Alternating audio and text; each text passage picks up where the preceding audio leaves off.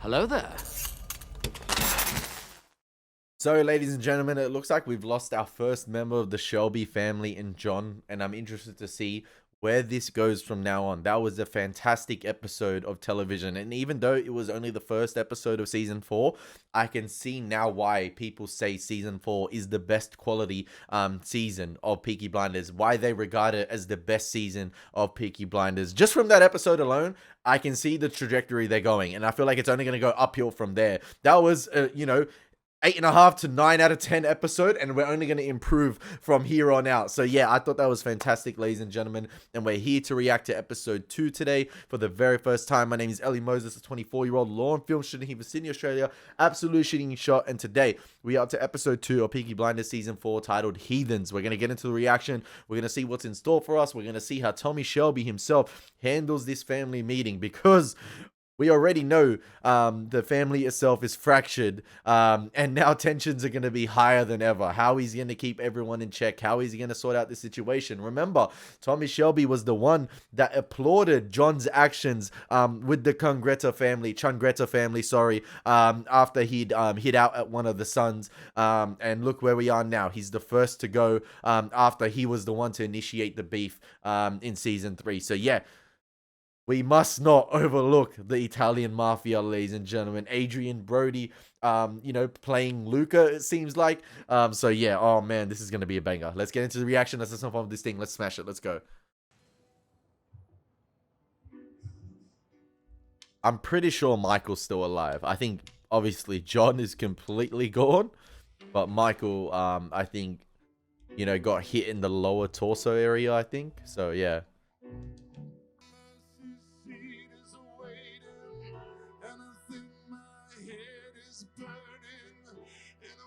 I don't think Esme is ever going to forgive Tommy for this.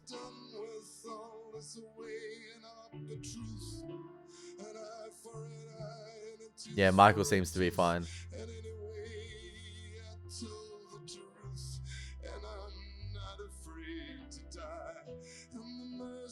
Even Aunt Pole, Michael getting shot. Like, Tommy's got a storm coming for him. And it's not just the Changreta family, it's his family as well. I'm afraid I told this is gonna be a banger, man. So I'm guessing those three men that, those three men that came out of the haystacks just, did a drive-by basically. They emptied the clips with the Thompsons, killed John, didn't go in for the finish on Michael, and left Esme and the children there as well. So yeah, I'm guessing it was just a hit and run. Stop those bastards responsible. Alright, let them do the job, alright? Let them do their job. I'll get soldiers. I'll be back. I'll be back.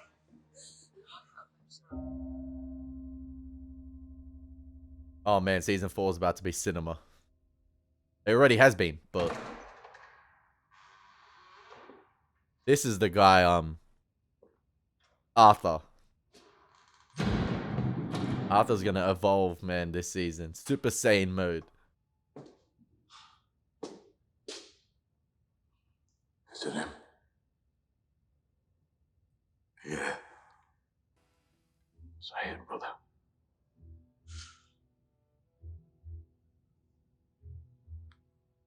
In the black midwinter.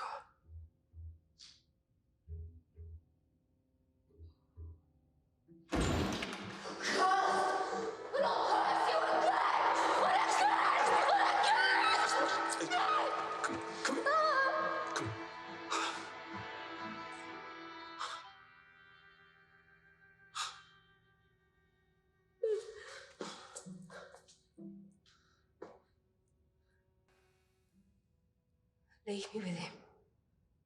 You've spoken to him. Now it's my turn. Arthur.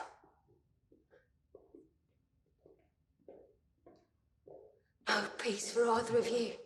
Ever. There hasn't been peace since the war, in my opinion.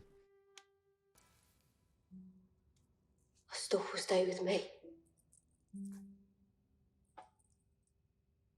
Listen, I don't know what Taking the children on the road. most of the people's opinions They are, were but decent people. I love Esme. I think she's a great character. You'll never know the cursed side of this family. She holds it down, man. You're a strong woman. We're done with them, John.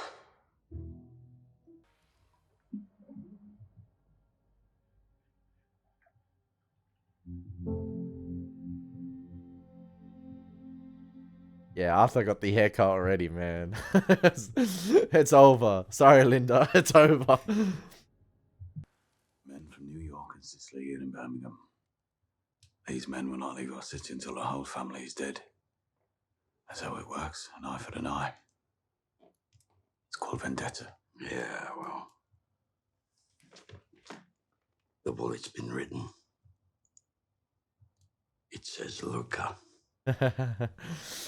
And the time comes. And it will come. Hey, he's not shying away from saying it in front of Linda, too. Here's the oldest brother. Who put this bullet into his fucking head.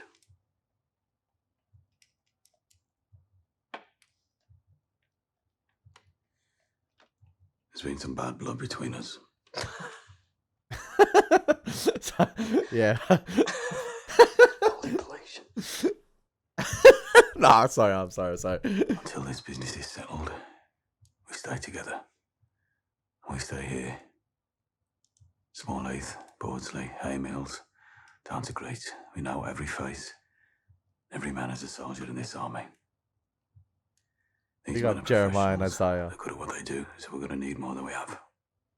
Good men, Tom. I don't need good men, Johnny, for this. I need bad men. Tommy, his people are fucking savages. You know, heathens, Tom. Heathens. Don't even let them in the fair.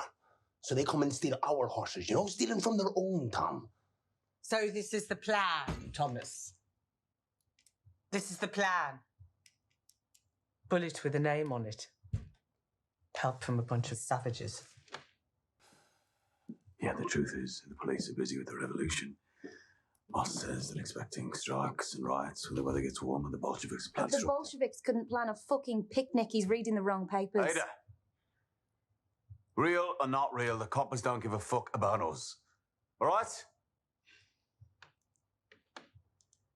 Which means that here today in this room, we have to agree to end this war between us. Take a vote. Peace. I was never a part of this, but peace. Peace. Parlay. Peace. Peace. Shut up, Finn. Why can't I say peace? Arthur, let him have his say. Finn, sit at the table. Been getting a little bit of a promotion here. Maybe it's time for him to step up. Little bastard. Sending us fucking kids, Sergeant Major. They're men's work. My son's not here to speak. Truce. Hey, that's serviceable for the time being. 5 for peace, 2 for truce, 1 abstention. Let's get on with the war. Just like that, we move. I just want to say, I apologize if...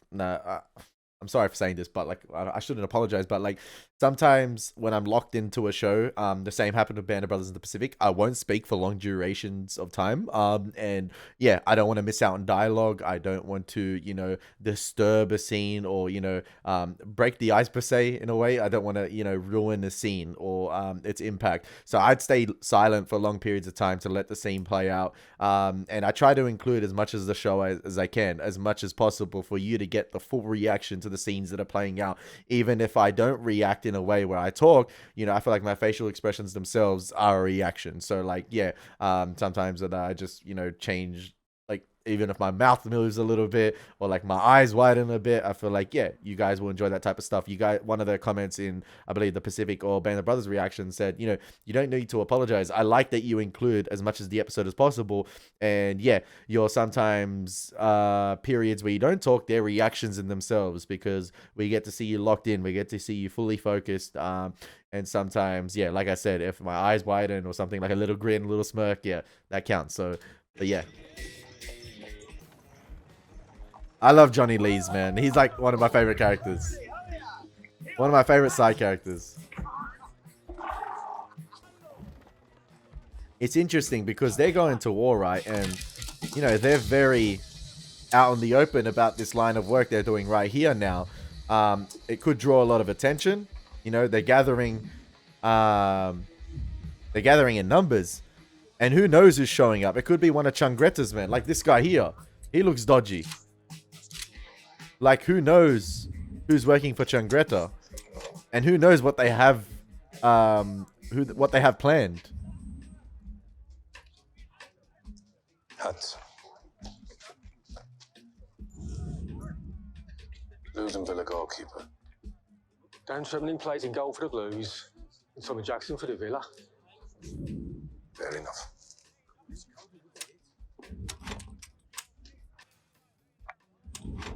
Charlie. What is it, Curly? Put out the bullets, Charlie. We need more ammunition! More ammunition! Johnny, more ammo! Yo, they're gearing up for this. Like, lots of ammunition being utilized, and it's going to be interesting to see, you know, how calculated Changreta is, whether he's expecting this type of maneuver from Shelby. The wops come. Yeah, well, Tommy said we should do it in the open. This is how John wanted to go. R.I.P. John, man. On the smoke. The truth is, we died together. Once before. Arthur. Me. Danny Whizbang. Big up, Danny. Betty Thorne. Jeremiah. And John. We were cut off from the retreat. No bullets left, waiting for the Prussian cavalry to come and to finish us off. And while we waited, Jeremiah said we should sing in the bleak midwinter. I love Jeremiah, man. I want more of him. But we were spared. The enemy never came. And we all agreed that everything after that was extra. And when our time came, we'd all remember. You remember that God spared you? Well, what did you do with that extra time that he gave you, eh, Thomas? Is that the bald guy right there that Curly and Charlie were interrogating before? The mustache?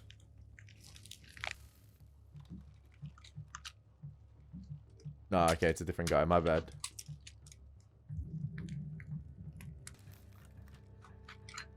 Man, Peaky Blinders they gotta change their attire somehow.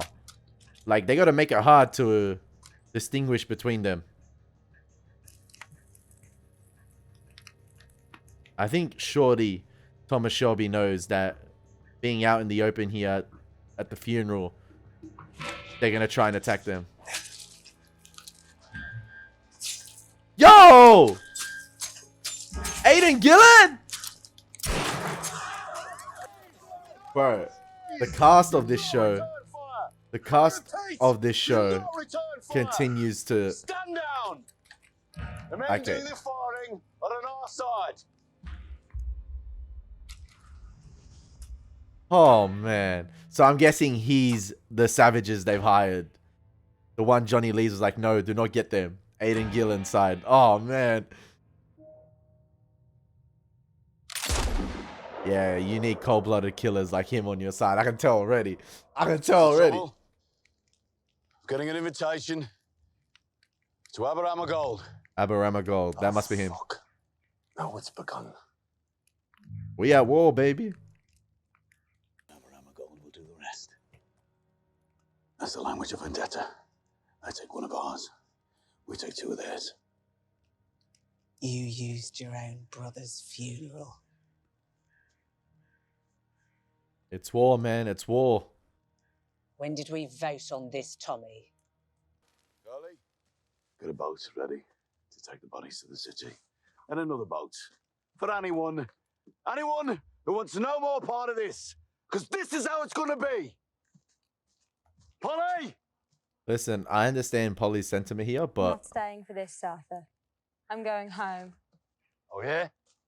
Home's 57 Watery Lane. You go there, lock the doors. You wait for me. like I understand Polly's reasoning here and Linda, but you got the black mark, you got the black hand. It's about to get ugly, and the woman should have Number no part in 57. I'm this. going home to the country. You will stay here until it's over. Take the fucking key, Linda. Look, away from here, you are a weakness to all of us. They will take you hostage. And the baby. They will use the baby. Take it. Put the kettle on. Wait for your husband.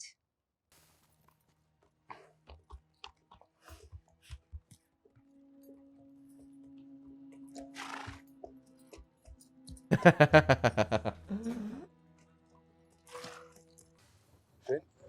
go with him. Go on. Go with him. I hope. Tell Johnny to save me some goose, please. Yeah, save some goose for Curly, man. Hey, listen, I want to commentate already on the trajectory of season 4, which I said on the beginning of the episode.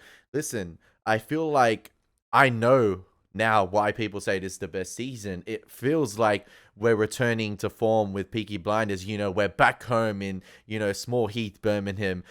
It doesn't seem like the Russians are going to get involved. There's no higher power involved here. It's not going to get too political in that way. Because I feel like I loved season 3, but I feel like I can see how people may have found it confusing with how many parties were involved and who was sort of, you know, representing who and who was on whose side and what Tommy had to do.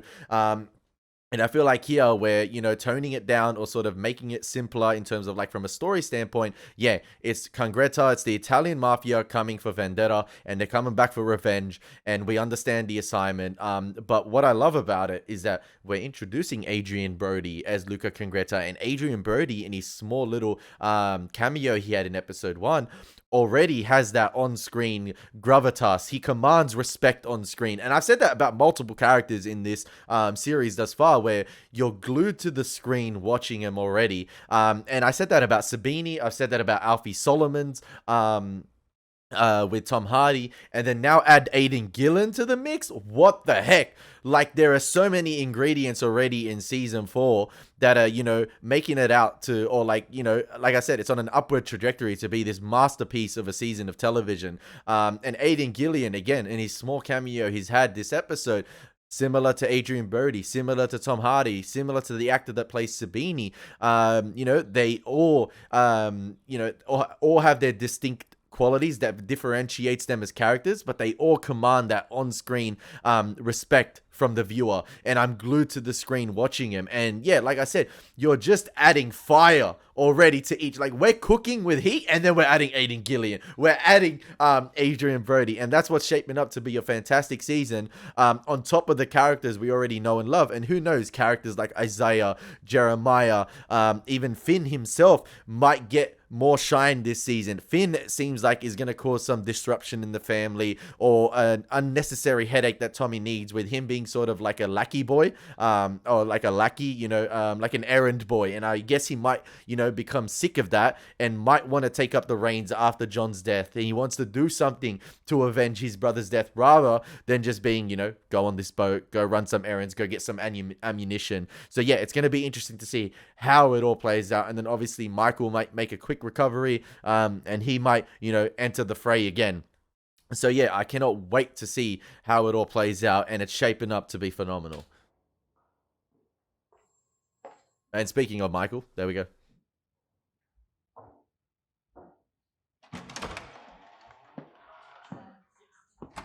Holly's going to be upset with the soldiers sleeping. On your feet.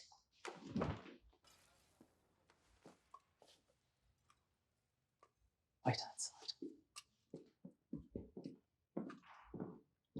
Hey, Polly just hustling the whiskey for herself, man. No, don't move. The doctor said they're saying you're a plug of football. What else did he say? He said you took 4 bullets. Oh, damn. Only one was live. One was Ah, ricochet. okay. 2 already spent. Where's Tommy? Don't worry about Tommy, just get better. Where is he? Tommy's back. We're all back. Garrison, Watery Lane, Charlie's.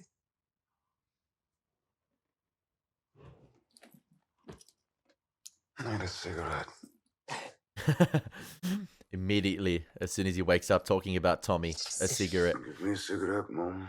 It's not loud. It's not so loud.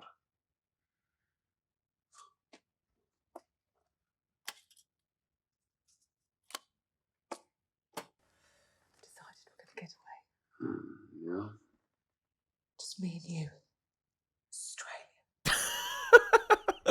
I've been to the Cunard office. You're not welcome. You're not welcome. No, America's no good because that's where they are. But there's no Italians in Australia. Huh? I think there are, Mum. Bad ones, I mean. There's a boat that leaves on February the 13th. Tell Tommy I need to see him. Tell him to bring a gun small enough to fit in the chamber pot in case they I come. banned Tommy from coming. Let's have the factories come back to work Just tomorrow. forget the fucking factories. Is there any word of them going out on strike? Go to Australia. Immediately talking about Just business. you, me, and your sister. Because I found out where she was buried. Somewhere outside Melbourne. Listen, Mum. Just hold it down for a bit and then we'll worry about Australia. He might be lying though, just to, you know, keep the spirits up for Aunt Polly. I like your yarn, Mr. Strong. How much would you take for it? It's not for sale. Not for sale. Everything has a price. Okay. Man, my guys are strolling around, thinking he owns the joint already. Hey, Johnny Dogs was right. He was a problem having him around, but he will probably get the job I done. just took a look around. And he's good I like muscle. this place. Fire for melting silver, canal to get it away. How much? Prime real estate. This yard has been in his family since they settled. But I've decided to make it part of our deal. No, you can't. Yeah, this man gonna be a problem. Already. Charlie? Gonna spin a coin for your yard, Charlie. Ah, the good old flip a coin. Heads. Abby here takes all of this with my blessing. Tommy. And if it's tails, I fuck your daughter, Mr. Gold.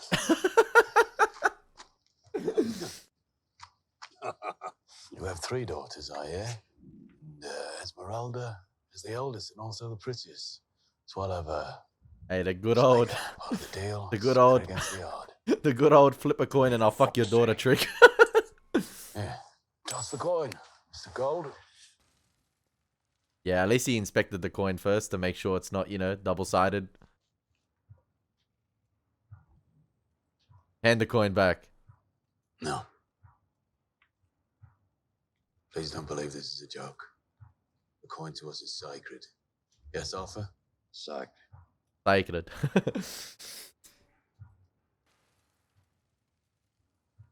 Tommy Shelby.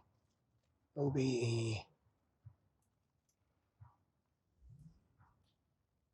No wages today. But with this penny, I will buy a flower to put on your grave. Peace on earth, goodwill to all men.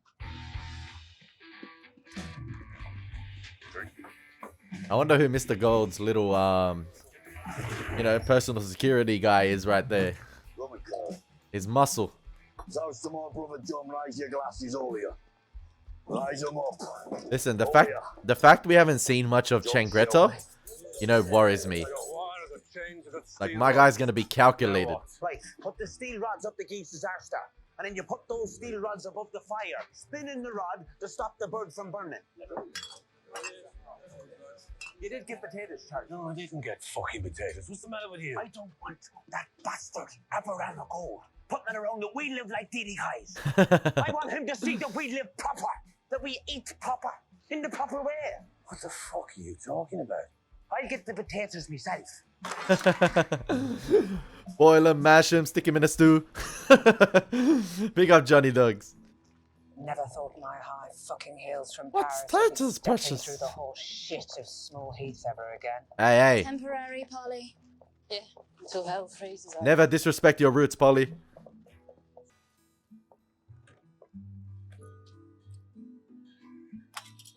Humble beginnings. I'm just like you now. You and Arthur. Dead? I was dead in that news. Yep. And then I was saved. So everything from now on is extra. But what I didn't understand until today is when you're dead already, you're free.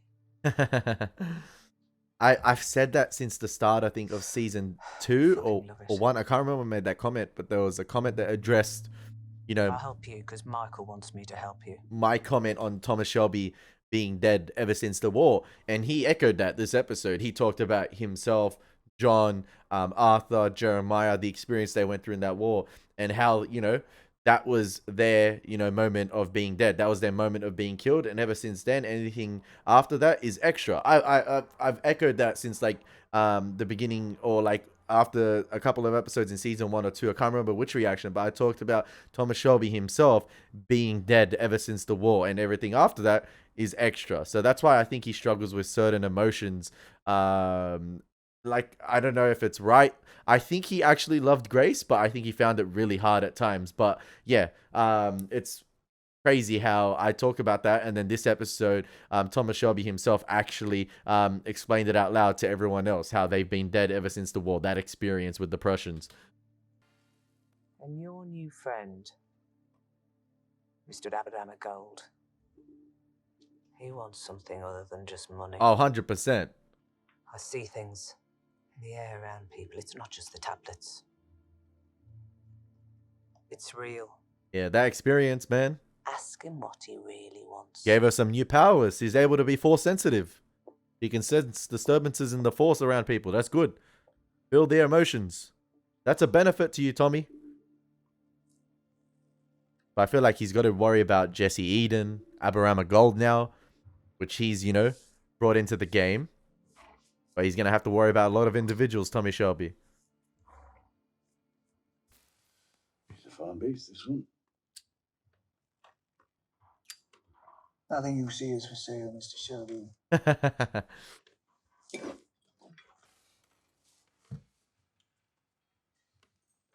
Other than money.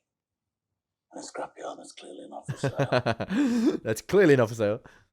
What is it that you want from me, Mr. Gold? How do you know I want anything from you? Well, he's my company treasurer. He's a certified accountant and also apparently a witch. You're a sporting man. Maybe he wants Aunt Polly. Sorry? And a gambling man. Yes, I am. What I want from you, Mr. Shelby, is for you to take a gamble on him. I want you to help my son achieve his ambition.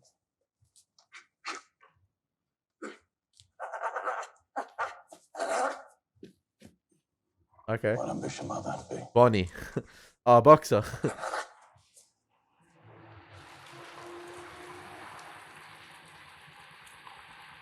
Hey, that's some decent shadow boxing. I'd like to see Bonnie go head to head with Arthur. But I think Arthur will whack him. Especially if Arthur's on the Tokyo. Oh, it's over for Bonnie. I don't care. Arthur fights scrappy, man. You don't want to get in a fight with Arthur.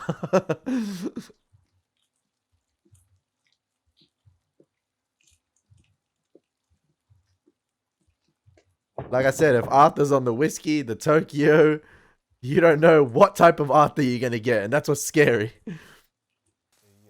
Intelligence Service in London have sent 7 officers up to Birmingham to take over the investigation into communists and seditionists. They've got a list of people of great interest, and top of that list is Ada Thorne, formerly Shelby now. Damn. They seem to think that she came back from New York to organise a revolution in Birmingham. We'll tell them they're wrong. They will come looking for her. We'll tell them there's a queue. Everybody wants a Shelby. Mrs. Shelby. He's a military man.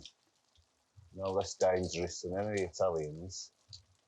You tell Tommy. I think he'll understand. I hope Linda decides to tell Tommy and, you know, Say good night to you then. warn Ada. Hey, why is she looking at Inspector Moss that way, man?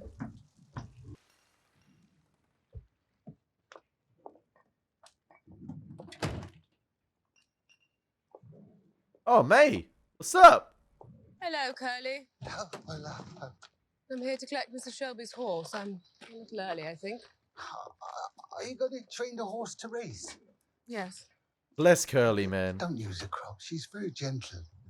I won't. Yo.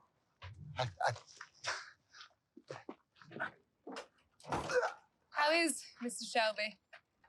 Well, now he's got the Americans after him. He's a bit hard on people. The Americans? Yeah, they called him the Mafia. Dear God. Yeah, Dear there's God. 15 of them. Yeah, they want to kill us all. But we got guns and grenades and polys back, so it's going to be okay. Gotta get the horse. Yo, bless you, Curly, man. Yeah, you know, we got guns and grenades, but Polly's back, so it's gonna be okay. Listen, we need that little bit of comedic relief from Curly this episode after the, you know, the emotional roller coaster we've been on in episode 1 and the beginning of this episode. He breaks the ice a little bit. We need, oh man, it's gonna be okay, you know. Oh, you gotta love the optimism, man. We all need a little bit of Curly in our lives.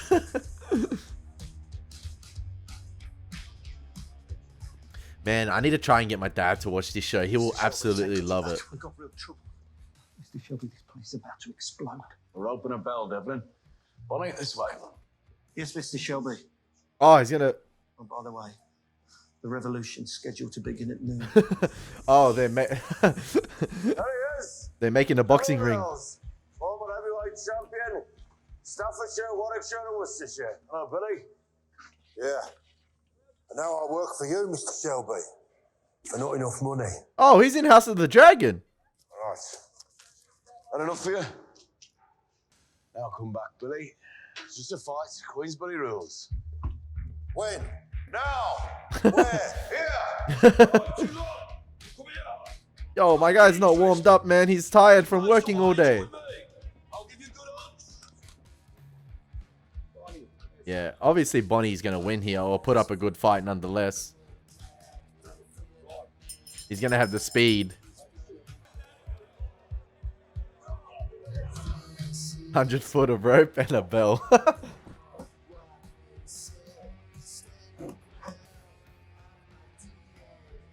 Yo, I know the heavyweight is probably gonna get the crap beat out of him, but I hope he's well compensated. You know, I know that's Aberama Gold's son, but that's his investment right there. In the professional game, people want their money's worth. Don't win too fast. Finish it, buddy! Yo, what the heck happened? A couple left hooks and he's already crumbling? Damn! Fuck me. That was a punch. What's he got, horseshoes in those gloves or what? Nope, just his dad's strength and his mother's temper. Does he have fits? No. Asthma? No. How's he cut? Well, no one's cut him yet, but his skin's thick. Does he drink? Porter, sometimes. How many fights? 25, bare knuckle, all knockouts. 5 with gloves in pastures, all knockouts. Against Romany fighters. That's why they won't let us in the fairs no more. He keeps winning. I could fight a fucking tree and knock it out, Mr. Shelby. I like it. Mrs. Eden's waiting upstairs. All right, be there in a minute. Arthur? That's an investment right there. Like I said, it's his son, but it's also a major investment. Make a lot of money out of him. Probably even more than the horses. Thomas Shelby, OBE. Mr. Shelby's on his way. Fight in the workshop? No. No, just a bit of sport. Do you want some more tea? No, what kind of sport? Be patient. The good man will come. What do you think?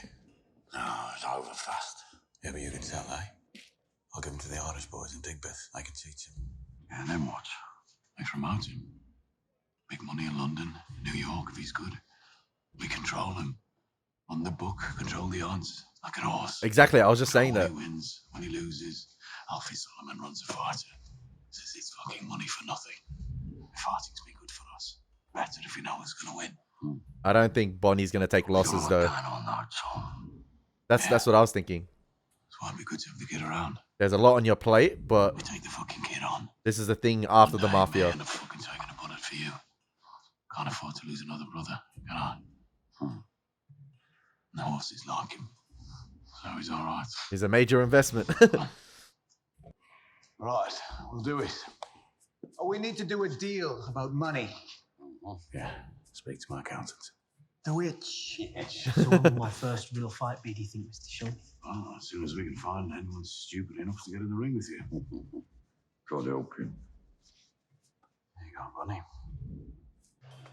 You're a peaky blinder now, son.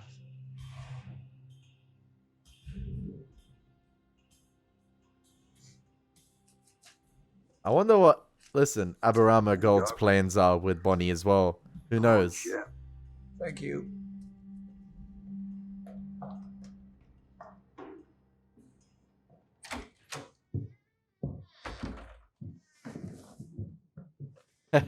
Listen, if he doesn't bang Jesse Eden... Shelby, I understand you've had a bereavement.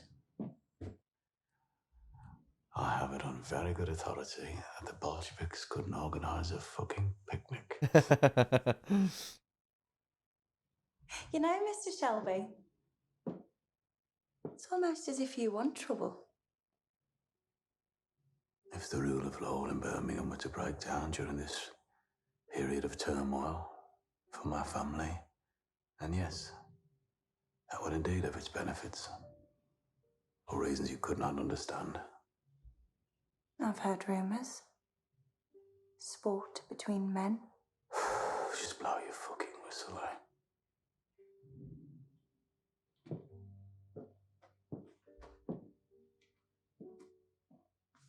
I'm telling you, these two match each other's freak, man. They're gonna be in bed, watch. They're gonna be in bed.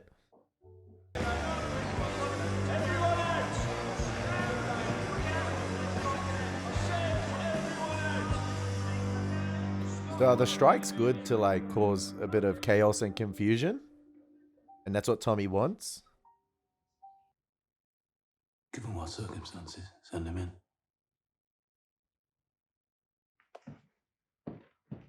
Imagine it's Luca. Please be Luca. Please be Luca.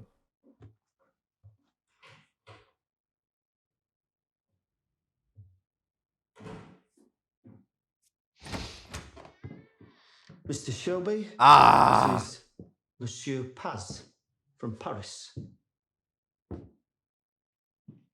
He knows. Surely he knows. I heard you had trouble. It's good of you to see me. You just came from Paris, eh? You didn't come on a train. Your suit is pressed, your shoes are clean. Where'd you get your suits made? I'm a tailor. New York City. Yo, Adrian Brody having fun. Look. He having fun with this. Bonacci. Italian. My uncle. Makes suits in the basement of Mad Street. He is my uncle. So every stitch, stitched with blood. I heard you dress well, Mr. Shelby. Yo, he bringing The Sopranos and Godfather and Goodfellas to Now I Peaky see. Blinders. Not so well as me. You know, I have uncles as well. But they're not the sort of men who would work in a basement with a needle and thread. Mr. Changretta. So good. So good. bust the cap in his ass right now, man. I'm surprised how easy it was to get into a room with you. Just do it. No. Nike, come on. Now,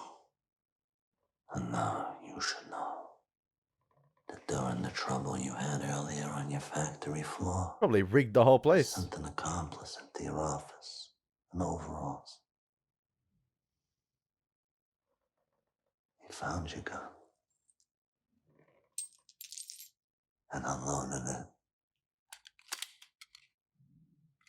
Outmaneuvered, outmaneuvered. Ah! Arthur Shelby, Surely we got a second strap. Polly Gray, Michael Gray, John Shelby,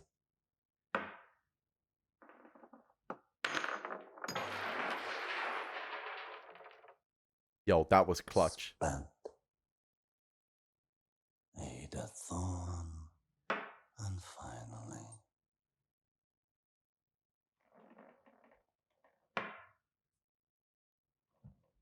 Tommy Shelby. He didn't say Finn, did he? He didn't say Finn. I could have killed you when I walked through the door. But you see, I want you to be the last. I want you to be alive after your entire family is dead. Yep. See him suffer. My mother says that is what hurt you the most. You people have traditions of honor, as do we.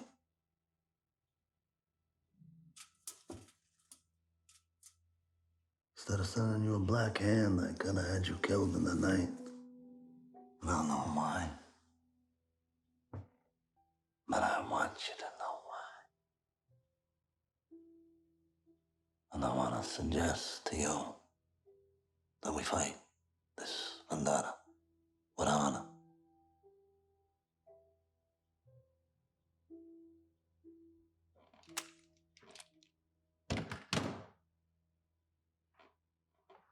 No civilians, no children. No police. We're about to play a game. And this game has rules. Oh man. Such a fantastic interaction. You feel the tension in that room, man. I was curled up watching that. Two actors of major pedigree. Absolutely killing it. I miss it. Oh, the shit house. Nah. I don't know what it is. Birmingham, I suppose. Small Leith. And smell. Smell brings it back. You know, Thomas Shelby, okay, you know what? I was about to say, he was obviously outmaneuvered in that scene right there. Previously, you know, little pitiful security, as Changreta said, and even Arthur was talking before why he was distracted with this boxing thing. That was, you know, that was Changreta's move to go, you know, and take out the bullets from the gun. And I wonder if you rewatch those type of scenes, if you see someone actually going up the stairs. I want to see the attention to detail. If there was a guy that actually walked into Thomas Shelby's office, and yeah, it was pretty easy to get a meeting with him. But Arthur was right. We got so much going on at the moment. You know, you worried about, you know, Bonnie for a split second, and that's it. You got caught out. You got caught lacking right there. Whereas, like I said last episode, Changreta has taken this time to plan this for a year, to wait a year, to get all his, you know, operations in order, to get, you know, everything in order to take on Thomas Shelby. And he's already outmaneuvered him a couple of times. And Thomas Shelby has a lot on his plate at the moment. He has a lot to focus on. As Arthur said, we already got too much to worry about. You know, this thing with Jesse Eden, and you saw with Bonnie. One slight distraction with Bonnie this episode, and bang, Changreta sees that opportunity right there. So it's going to be interesting to see how Tommy Shelby plays that game. But now the rules are laid out for the game, and it's going to be interesting to see. Welcome to the wicked world of, you know, Tommy Shelby, ladies and gentlemen, as Alfie Solomon said at the end of season 3, it's their wicked world. Let's see how it plays out. No children, no civilians, no police, baby. That's the rules. Let's see how it plays out. Where's John, do you think, Tom? Fuck knows. Oh, he's gone, though. Like a hole behind your head. Thought you thought there was a heaven. Nah. More like hell for our John. No, the one. He's just not here anymore.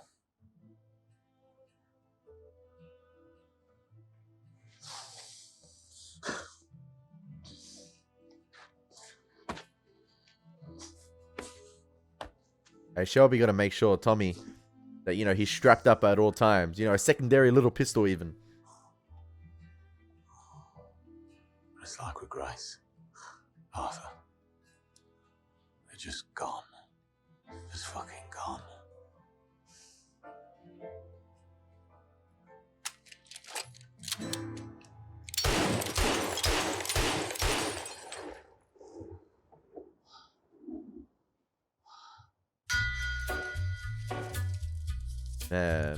Man, season 4 is about... season 4. I can't believe these are only 6-episode seasons. Season 4 is shaping up to be crazy. Like, you think to yourself, we only got 4 episodes left, obviously because of the 6-episode seasons that Peaky Blinders has. But yeah, I feel like they don't waste their time with these episodes, ladies and gentlemen. No filler whatsoever. So, 2 episodes deep. We've already had 2 fantastic episodes. We're 2 from 2 thus far. We haven't missed, and that first interaction with Tommy Shelby and Luca Changretta was absolutely phenomenal right there. Adrian Brody made a small cameo in episode 1, makes another small cameo in episode 2, finally shows his face to Thomas Shelby, and yeah, it was well worth the wait. And yeah, Changretta's one and only target is the Shelby family. I feel like that's the advantage he has, whereas Tommy Shelby, has to hone in his focus on Changretta, fully focus on him, because like I said, this episode, you had the distractions with Bonnie, the distractions with Aberama Gold, the distraction, with the family a little bit as well, trying to keep that intact and trying to get them on his side. Yeah, I feel like he outmaneuvered Changretta a little bit at the beginning of the episode with the funeral thing, but then yet again, Changretta got the upper hand here as he was distracted with the Bonnie thing and the boxing, Jesse Eden and the strike. So yeah, I cannot wait to see it play out in episode 3, 4, 5, and 6. I feel like, yeah, I am in for some pure cinema, ladies and gentlemen. I hope you guys enjoyed my reaction. It's been your boy Elie Moses. Take care. God bless. Peace.